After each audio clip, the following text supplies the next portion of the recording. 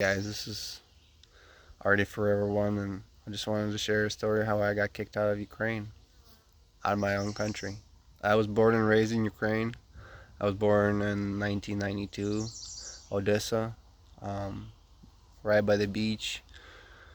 My grandma came visit us in the afternoon. Um, I was born. I didn't breathe. I ended up taking the bungee cord around my neck twice. But the point of the story is that I want to make is that so I'm 8 years old. I moved to Argentina for 4 years with my mom, and so apart from Ukrainian language, I forgot the Russian, and I only spoke Spanish. And so when I came back to Ukraine, I went to Ukrainian school, and I couldn't deal with history and all the killing and blood splatter. But um, so I ended up missing a lot of school and ended up getting kicked out. But they didn't send me a letter of my my final days of my school until like 3 months later. So I went to school for 3 months, but I didn't go to school there. Anyway, so after that, um, I did homeschooling for a little bit. Um, then I had to go to city school, which was a Russian school, Russian language. I mean, in Ukraine. So we had sixth and seventh grade, and at the final of seventh grade, I ended up failing because I didn't do community service. So we they ended up putting me ahead, on hold. I went to Christian school for a year. I slack off there because all the system was the same as the regular school, so I knew all the program. But so at 16 years old, I moved to United States. So I ended up getting a green card because of my mom got married, and so I was held for those 10 years with a green card. So as a Ukrainian, I knew the only way for me to find a beautiful, not beautiful, but gorgeous lady is not getting married in the United States. So I would go to Ukraine and try to find a girl that I would love for the rest of my life. Um, at that point, I was still a green card holder, and I realized that for me to bring her to the United States, I would have to get my citizenship. That was right before the war, so um, 2 years we're talking about, or three. Sorry. Um, the point is that I'm trying to make is that so when I went back to the United States and worked for Barry Calable, Part One, I ended up receiving my citizenship, American citizenship, and I end up going and not waiting for my passport to come back. And so I went in as a Ukrainian to Ukraine, and I end up using my outside of the city passport to walk in. So at that point, I married my wife, my fiance. So we got married. Um, I'm not gonna talk about our health problems because we had a lot of them, especially with our first kid. We spent a lot of time in the hospital, but that's a different story. Um, we, um, I was an American.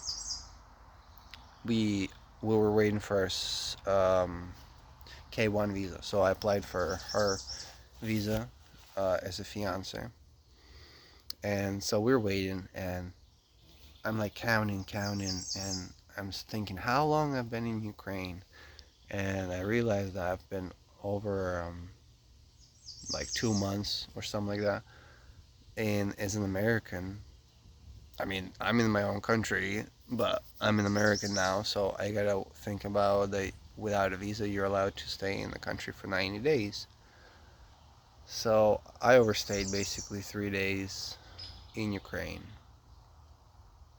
I overstayed in my own country for 3 days. And I didn't think it would be that bad, but I was sure on that day that I didn't miss any days. So I'm saying is that I thought I was on perfectly on 90 days. So I bought a train to Moldova from Ukraine, and I'm in the middle of the border, and the guy is like, "Can I see your passport?" I say, "Yeah, sure." So he looks at my stamp and he's like, "You're 93 days here." I say, "Really? I don't think so." He's like, "Yeah, from this day to this day, 93 days." I said, "Okay, so what's the big deal?" Like, I'm trying. I mean, I didn't say what's the big deal, but I said, "What's the next step?" He's like, "Come, I'll escort you." I'm like, "Escort me? What am I?" So he basically got me out of the train, and he's like, "We're gonna wait for the car to come in and pick you up." I'm like, "What car?" He's like, "Cops." I mean, of course, to the border. I said, "What?" So from that point, a Ukrainian guards came in and grabbed me and put me in the car. I mean, it took them 20 minutes. So I was keep talking to my wife. She was like bawling her eyes out, crying. She's like, "Everything's gonna be fine," but I'm like, "Yeah, everything's gonna be fine. I know, but you're trying to uh, calm yourself down." But she did awesome. So anyway, they wrote me a ticket. They wrote me a ticket for like, I don't care how, it doesn't matter how long, like $200 or whatever the ticket. But so as they're writing me the ticket, I say, "So if tomorrow I'm like, what's happening right now?" She's like, "Well, you're deported from Ukraine." I say, "What do you mean deported? I got my wife there. I got my kid there." Um, she's like, "Well, you should have stayed home." She says, "Oh, wait, he said that you should stay home." So at that point, I'm like, "Oh God, I messed up real bad." So they put me, in the out. They unhandcuffed me. So basically, and mm, no, they didn't handcuff me. Sorry, that was a different story. um, they basically let me go into different in between two borders, and so I was stuck with like a below freezing temperatures. Wait, thank God for our friend Petruk and Natalia, um, Sergei and their parents. They end up taking me. He ended up asking his buddy to take a car and drive me in the middle of the night, like 3 in the morning. I had hypothermia. Like I'm sure my feet were like solid frozen, but that's a different story. And um, but I was on the phone with my wife the whole time, and she kept me in prayer. And so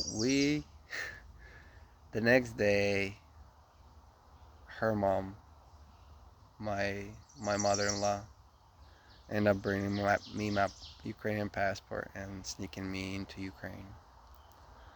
Um, the border, the border patrol, of course, of Ukraine. She's like, "When last time you were in Ukraine?" Technically, I was last year in Ukraine, but officially, I left yesterday. So she was like, "Okay, maybe it's a computer problem," and she let me go with my Ukrainian passport as I walked in as Ukrainian, even though I was an American citizen already.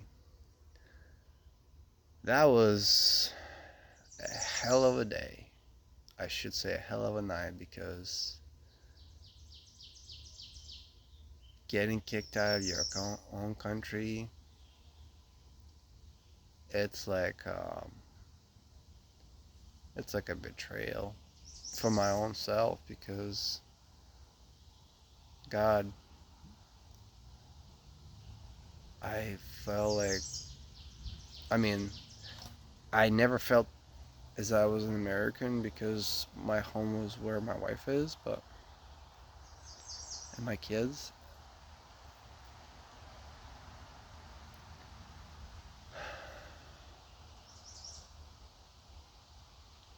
Never give up your roots. Never give up your nationality for anything,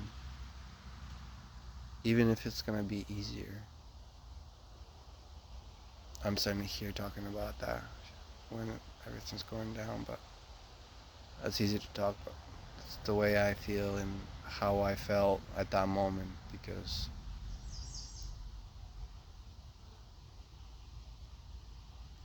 I was